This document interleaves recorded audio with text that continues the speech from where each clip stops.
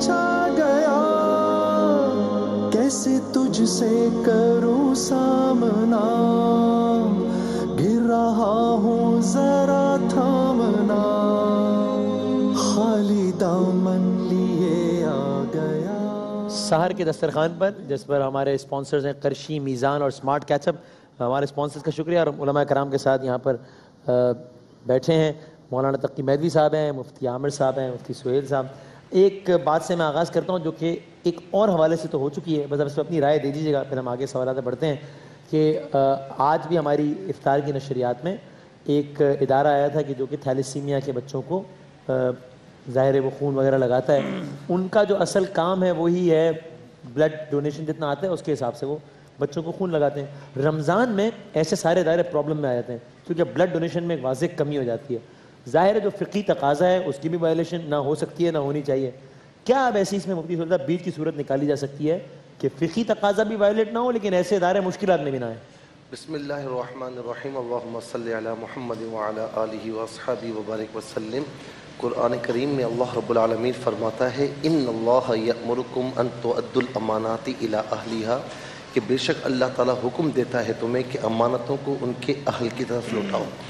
ہماری کل بھی بات ہوئی تھی کہ انسان کا ایک ایک عضو اللہ تعالیٰ کی امانت ہے، اسی لیے کوئی عضو جو ہے اس کسی کو ڈونیٹ نہیں کیا جا سکتا۔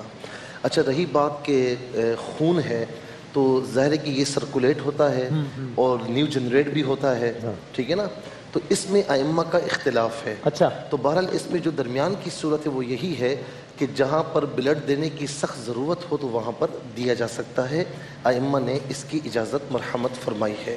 اچھا اسی طریقے سے آپ نے کہا کہ رمضان میں خاص طور پر جو یعنی خون نکالا جاتا ہے کسی چیک اپ کے لیے یا کسی کام کے لیے کسی کو دینے کے لیے، تو علماء اس لیے احتیاط کی صورت بتاتے ہیں کہ اگر آپ خون دیں گے تو کمزوری پیدا ہوگی، تو اسی لیے ایسا نہ ہو کہ وہ روزہ دار جو ہے وہ خون دینے کے بعد کافی کمزوری محسوس کرے، تو اس کی بہترین صورت یہ ہے کہ افطار کے بعد دے دیں۔ ہاں ٹھیک ہے، جہاں ضرورت ہے تو وہاں افطار کے بعد دے دیں، بالکل صحیح، تاکہ کمزوری پیدا ہو تو کوئی جوس وغیرہ پی لے، کوئی خوراک وغیرہ کھا لے تو بیلنس ہو جائے۔ ٹھیک، مفتی عامر صاحب ایک معصومانہ سوال آیا ہے، بھائی کسی کی تعریف کرنا، اچھا یہ غیر معصومانہ تھا، یہ تو تھوڑا سا ٹھیک ہے، تو کہ جناب کسی کی تعریف کرنا جس کا معلوم ہو کہ اس کا اہل نہیں ہے لیکن یہ سوچ کے کہ اس کا دل رکھ لیتے ہیں یار ذرا، ٹھیک ہے، ورنہ بندہ اپسیٹ ہو جائے گا، یہ جھوٹ کے زمرے میں آئے گا؟ بسم اللہ الرحمن الرحیم، بہت شکریہ وسیم بھائی۔ نہیں، یہ جھوٹ کے زمرے میں نہیں آئے گا۔ اچھا، کسی کی تعریف کرنا، اس کے دل رکھنے کے لیے اس کا دل خوش کرنا، ایک روایت کے مطابق آتا ہے کہ کسی مسلمان کا دل خوش کرنا 60 سال کی نفلی عبادت سے افضل ہے۔ اچھا، لہٰذا اگر کسی کی تعریف کر کے دل خوش کر دیا اس میں کوئی حرج نہیں ہوتا، لیکن بسا اوقات یہ اندیشہ ہوتا ہے کہ آپ نے کسی کی تعریف یا تعارف کسی کو اس طرح پیش کیا کہ وہ غلط فہمی کا شکار ہو گیا۔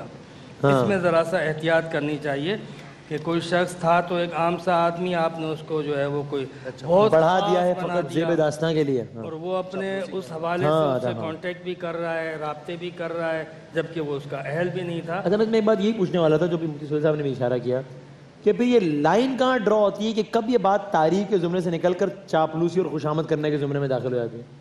ہاں دیکھیے، اگر نیت یہ ہو کہ میں اس کی تعریف کر کے اس سے کوئی فائدہ حاصل کروں تو پھر یہ خوشامد اور چاپلوسی ہوگی، اور نیت یہ ہو کہ محبت قائم ہو، نیت یہ ہو کہ اس کا دل خوش ہو جائے تو پھر یہ تعریف میں شمار ہوگا۔ جزاک اللہ، بالکل صحیح، جزاک اللہ۔ اور تقی مہدی صاحب، اکثر دوسرے کی تعریف کی آڑ میں ہم تیسرے کی برائی کا سہارا لیتے ہیں کہ قبلہ آپ ہی ہیں جو کچھ ہیں، ارے وہ اس کا تو بس بیڑا غرق ہے اس کا، یہ تو پھر تعریف کی ڈیفینیشن میں نہیں آئے گا نا؟ بالکل۔ بسم اللہ الرحمن الرحیم۔ مجھ تک بات پہنچتے پہنچتے 3 باتیں جمع ہو گئی، تو پہلی بات کا میں جواب عرض کروں کہ فقہ جعفریہ کے مطابق جو خون ہے وہ ویسے ڈونیٹ کیا جا سکتا ہے، دیا جا سکتا ہے، اور جس طریقے سے انسان اپنا مال خرچ کرتا ہے اللہ کی راہ میں اور اس کا ثواب حاصل کرتا ہے، اسی طریقے سے خون کے ذریعے اپنا خون کی جو ہے وہ عطیہ دیا جا سکتا ہے اور اس سے بھی ثواب حاصل کیا جا سکتا ہے۔ یعنی میں اگر ریفریز اس طرح کروں تو ٹھیک ہوگا، یعنی کہ اس کی نہ صرف کہ اجازت ہے بلکہ تاکید ہے، ثواب ہے، اچھی بات ہے۔ بالکل اچھی بات ہے کہ یہ کیا جائے، اور ویسے حجامت بھی اسلام کے اندر سنت چیز ہے کہ اس سے بھی خون نکلتا ہے، تو خون دینے کے اندر کوئی اشکال نہیں ہے. البتہ ایک بہت اچھی بات مفتی صاحب نے بیان فرمائی کہ افطار کے بعد یہ کام کیا جا سکتا ہے. اسی طریقے سے میں عرض کروں کہ رمضان سے پہلے یا رمضان کے بعد اس قدر انسان جو ہے وہ ڈونیٹ کر لے کہ رمضان کے مہینے کے اندر جو کمی ہے وہ پوری ہو سکے. اور جو دوسری بات بیان فرمائی مفتی صاحب نے, میں اس میں عرض کروں کہ کبھی کبھار انسان ایسا ہوتا ہے کہ کسی کی تعریف کرتا ہے تو وہ عدالت سے خارج ہو جاتا ہے اور وہ جھوٹ کے زمرے میں اور کذب کے زمرے میں چلا جاتا ہے.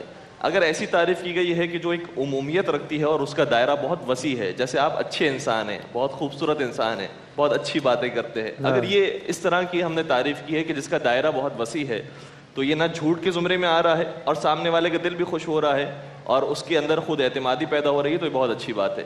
لیکن اگر کوئی بچوں کی حوصلہ افزائی کے لیے کہتے ہیں بیٹا شاباش کوئی بات نہیں بہت اچھا پڑھا ہے, یعنی یہ ٹھیک ہے, وہ تو ظاہر سی بات ہے کہ تربیت کا یہ غلط پہلو ہے کہ اگر کسی نے جو ہے وہ غلط کام کیا ہے اور وہاں پر ہم اس کی تعریف کر رہے ہیں تو وہ بجائے یہ کہ اچھی تربیت حاصل کرے اس سے برے تربیت کا سبب بن سکتا ہے. میں اس سے پوچھ رہا تھا معذرت کی, مطلب فار ایگزامپل ہے نا کہ بچے نے یہاں پر تلاوت پڑھی, کبھی کوئی غلطی کر جاتا ہے, ہم کہتے ہیں کوئی بات نہیں بیٹا بہت اچھا ہے, اگلی دفعہ اور اچھا پڑھنا. یہ تو اس کا حوصلہ بڑھانے کی جی یہ عمومیت رکھتا ہے اس کے اندر. لیکن ہم یہ اگر کہتے ہیں کہ بیٹا آپ نے تو کوئی غلطی نہیں کی, ٹھیک ہے, وہ فائن لائن ڈرا ہونی چاہیے. جی بالکل, تو وہاں پر عدالت کو جو ہے وہ خیال رکھنا پڑے گا. اور اسی طریقے سے جو آپ نے بیان فرمایا کہ کیا کہتے ہیں, اگر کسی نے ایک جگہ پر ایک بچے کی تعریف کی ہے اور دوسرا بچہ سن رہا ہے اس چیز کو اور اس نے جو ہے وہ بہتر طریقے سے پڑھا تھا اور ہم نے ایک کی تعریف کی اور دوسرے کو چھوڑ دیا, تو یہ بھی عدالت کے منافی ہو جائے گی بات.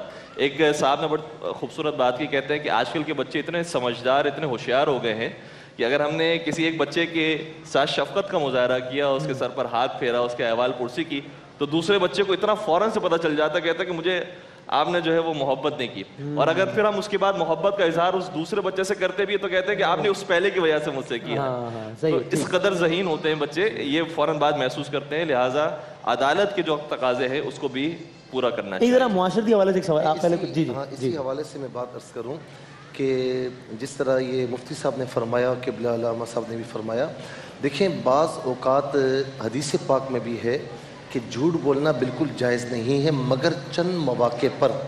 اب مثال کے طور پر شوہر ہے یا بیوی ہیں, دونوں کو آپس میں کچھ ایک دوسرے کی عادتیں اتنی پسند نہیں ہیں, لیکن شوہر کہتا ہے, اب کھانا اس کو پسند نہیں لیکن کہتا ہے کہ نہیں ماشاءاللہ آپ نے بہت اچھا کھانا بنایا, چائے بہت اچھی بنائی ہے. اسی طریقے سے بیوی کو کچھ عادتیں ناپسند ہیں لیکن وہ تعریف کرتی ہے, تو یہ اس کو ہم یہ نہیں کہہ سکتے کہ وہ عدالت سے باہر نکل گیا, یہ یہاں پر شریعت نے اجازت دی ہے. اور دوسری بات خون کے حوالے سے جو میں نے بات عرض کی ہے, تو بڑے ادب و احترام کے ساتھ کہ حجامہ جو کروایا جاتا ہے اس میں فاسد خون نکالا جاتا ہے. ٹھیک ہے, یہاں پر جو ہم بات کریں کسی کو خون ڈونیٹ کرنے کی, تو صورت جو میں نے عرض کی فقہ حنفی کے نزدیک وہی ہے. اور حجامہ میں اختلاف ہے دونوں میں, آپ حجامہ ٹھیک ہے فقہ حنفی کے مطابق حجامہ تو ہو سکتا ہے, ہو سکتا ہے نا. جی بالکل. میں ایک چیز رہ گئی تھی فقہ جعفریہ کے اعتبار سے, اور شاید فقہ احناف کے اندر بھی یہ بات ہے کہ روزے کی حالت میں خون نکالنا یہ ایک مکروہ عمل ہے, اور ہر وہ عمل کے جس سے بدن ضعیف ہو جائے, نحیف ہو جائے, وہ کراہت کا سبب بنتا ہے. البتہ روزہ باطل نہیں ہوتا. علماء اس لیے چیک اپ کے لیے منع کرتے ہیں, احتیاط کا مشورہ دیتے ہیں کہ کہیں ایسا نہ ہو کہ خون نکلے کمزوری ہو جائے, تو لہٰذا افطار جب آپ نے کر لی ہے تو اس وقت چیک اپ وغیرہ کرا لیں, خون وغیرہ کر لیں. مفتی عامر صاحب ایک ذرا معاشرتی حوالے سے ایک بات بتا دیں جس کا مجھے لگتا ہے کہ شاید خیال کرنا چاہیے. اکثر جو ہوتے ہیں نا, جو ہمارے بچوں میں خاص طور پہ کوئی اگر اسپیشل بچہ ہے, یعنی کہ کسی حوالے سے معذوری ہے, کوئی یتیم بچہ ہے یا کچھ بھی, ہم اپنے طور پر بڑا اچھا جیسے شو کر رہے ہوتے ہیں کہ ہم اس کے ساتھ ذرا زیادہ کائنڈ رہتے ہیں, جو کہ رہنا چاہیے. لیکن مجھے ایسا لگتا ہے کہ یہ کام بڑے غیر محسوسانہ انداز میں کرنا چاہیے. کبھی ہم اس کو اس انداز سے ٹریٹ کر رہے ہوتے ہیں کہ بیچارہ کر کے, رحم کر کے, کہ وہ خود بچہ فیل کرتا ہے کہ یار اس کا مطلب میں ان سب سے کوئی بڑا الگ ہوں, کمتر ہوں, جو مجھ پر یہ رحم کھا رہا ہے, بیچارگی والا معاملہ ہے. تھوڑا سا اس حوالے سے حساس رہنا چاہیے کیونکہ بچے بڑے باتوں کو فیل کرتے ہیں, نوٹ کرتے ہیں. میں وسیم بھائی اس میں تھوڑا سا یہ ڈس ایگری کرتا ہوں, اس لیے کہ اگر یہ معاملہ کسی واقعتاً معذور کے ساتھ ہو اور وہ سمجھدار ہو, چاہے بڑا ہو یا بچہ ہو, پھر تو وہ فیل کرے گا, چونکہ عموماً بچے نہیں سمجھ پاتے ہیں. ٹھیک ہے, یہی معاملہ آپ نے توجہ اچھی دلائی کہ بڑوں کے ساتھ ہوتا ہے. ایک آدمی جو کہ کسی بھی اعتبار سے کمزور ہے, ضرورت مند ہے, اس کے ساتھ آپ خصوصی طور پہ ہمدردی کرو اور دیکھنے والے کو یہ لگے کہ یار اس کے اندر واقعی کوئی کمزوری ہے, اور وہ شخص جو ہے جس کے ساتھ آپ خصوصی ہمدردی کر رہے ہو, اس کے ساتھ مہربانی کر رہے ہیں, تو وہ لازمی طور پہ یہ فیل کرے گا کہ میں شاید واقعتاً مطلب باقیوں سے کمتر ہوں. اسے احساس کمتری بھی ہوگا, گلٹ بھی فیل کر سکتا ہے. تو کسی کی مدد کی جائے, ہمدردی کی جائے, اس کے لیے شریعت میں باقاعدہ یہ حکم ہے کہ کہیں پر بھی اس میں جتانا نہ پایا جائے, اس کی انسلٹ نہ ہو, اس کو دھتکارا نہ جائے, بہت رسپیکٹ کے ساتھ, بہت عزت کے ساتھ, کہ اگر کوئی اگر سفید کالر ہے تو اس کو پتہ نہ چلے کسی اور کو کہ غیر محسوسانہ انداز. بالکل. اور آخری سوال تقی مہدوی صاحب, خود یہ چونکہ بات چلنے کے لیے احساس برتری, یہ صرف ایک سوشل پرابلم ہے یا ریلیجسلی بھی اس کی بڑی مذمت کی گئی ہے؟ یہ احساس اپنے اندر ہونا, چاہے اس کا اظہار نہ کیا جائے. کچھ لوگ میں نے دیکھے اظہار نہیں کرتے بٹ ان کی باڈی لینگویج بتا رہی ہوتی ہے کہ یہ احساس ہوتا ہے کہ میں اس سے برتر ہوں بھائی ان وجوہات کی بنا پر. اس احساس کی کتنی مذمت ہے شریعت میں؟ اس قدر مذمت ہے کہ آپ حسب و نسب کے اوپر اگر احساس برتری کے شکار ہو رہے ہیں تو قابل مذمت ہے ہی. اگر مال و دولت کی بنیاد پر ہو رہے ہیں تب تو قابل مذمت ہے ہی. اگر حسن و جمال کی بنیاد پر ہو رہے ہیں تب تو قابل مذمت ہے ہی.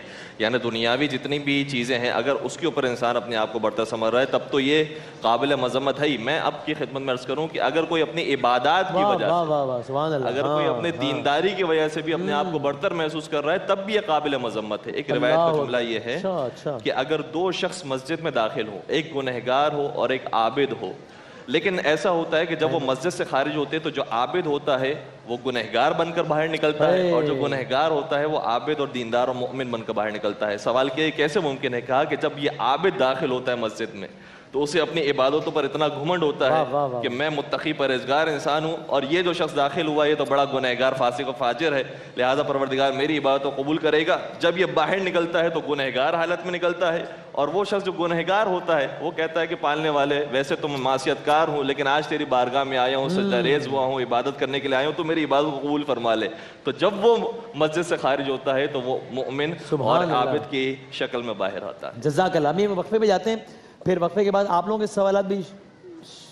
جی میں کر چکا ہوں, یہ کام میں کر چکا ہوں. جی بہت شکریہ, یہ میں کر چکا ہوں, پہلے اس کو سن لیا کریں بھائی پہلے, پھر بیچ میں ذرا پرابلم ہو جاتی ہے. تو بہت بہت شکریہ. اور میں اسپانسر کی اناؤنسمنٹ کر چکا ہوں, اب مت یاد دلائیے گا. اور ہم بریک کے بعد جب گفتگو کا آغاز کریں گے تو پہلا سوال آپ سے یہ کروں گا, پھر لوگوں کے مزید سوالات ہم شامل کر لیں گے. وہ یہ کہ یہی بات کہ اپنی عبادتوں پر ناز ہونا, گھمنڈ ہونا, نیکی پر جو احساس سے برتری یہ عرض کروں. ہاں ٹھیک ہے, اس پہ مفتی سہیل صاحب سے گفتگو کا آغاز کریں گے. وقفے کے بعد دوبارہ ملتے ہیں. ماہ رمضان یوں آ گیا, بن کے رحمت یہ پھر چھا گیا, کیسے تجھ سے کروں سامنا, گر رہا ہوں ذرا تھا. اللہ اکبر,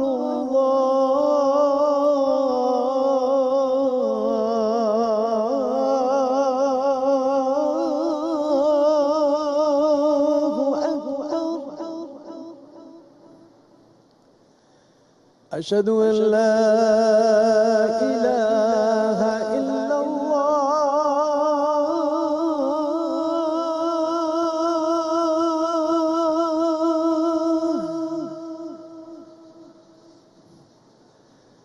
أشهد أن لا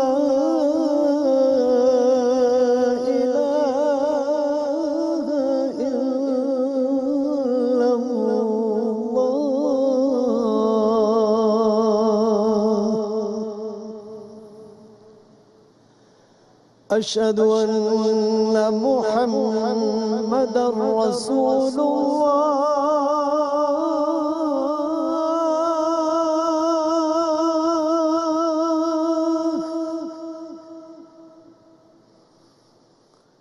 أشهد أن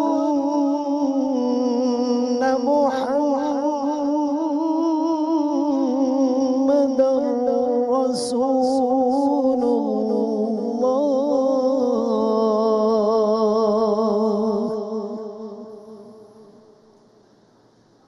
حي على الصلاة.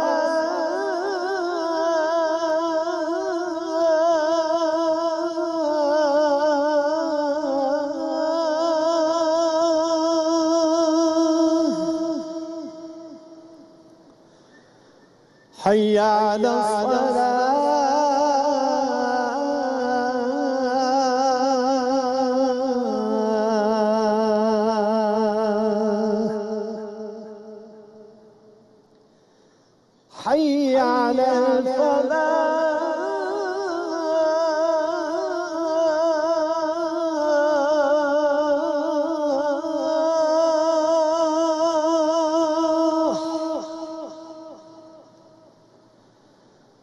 حي على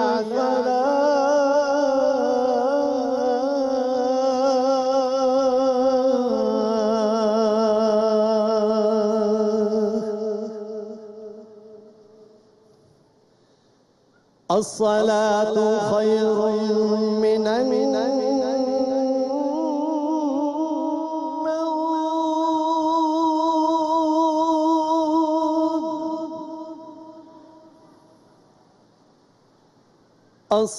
الصلاة خير من النوم.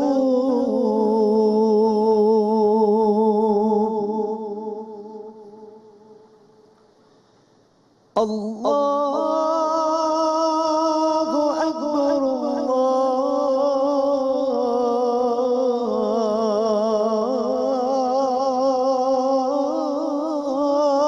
الله أكبر.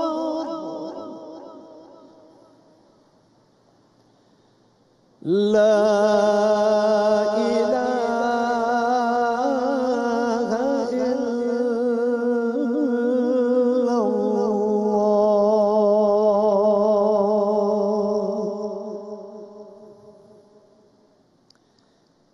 اللهم رب هذه الدعوة التامة والصلاة القائمة آت محمدا الوسيلة والفضيلة والدرجة الرفيعة وابعثه مقاما محمودا الذي وعدته وارزقنا شفاعته يوم القيامة إنك لا تخلف الميعاد.